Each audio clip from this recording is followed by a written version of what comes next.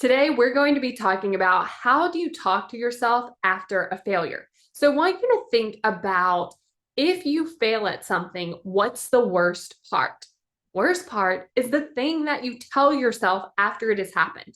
I want you to think about if you had a failure and you told yourself, that's great, good job. Like having the failure wouldn't be as scary.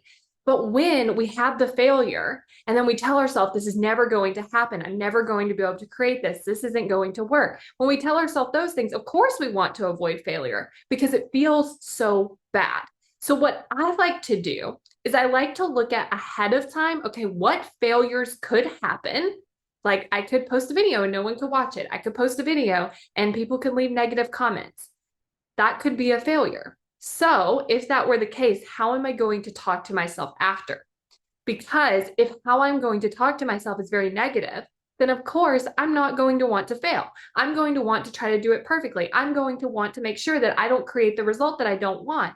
Because if I don't do that, on the other side of it is tons of judgment and tons of negative emotion, which of course our brains want to avoid.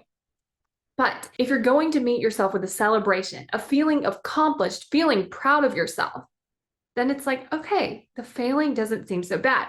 So if I were to post a video, no one were to watch it, then what I could tell myself is, I posted a video. I did the thing. Maybe people aren't watching today, but they will be watching. I'm so proud of you for getting started. And that's the conversation that you can have versus I'm never going to be able to do this. People don't like me. It's not going to happen for me.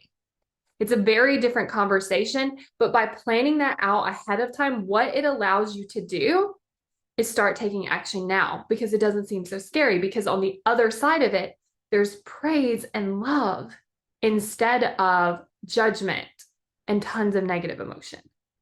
So, what I want to encourage you to do today is figure out how you want to talk to yourself when a failure has occurred. I'm creating a course on how to create commitment. And if you want to get on the wait list so that you're the first to know when this course launches, then go to createcommitment.com and sign up for the wait list.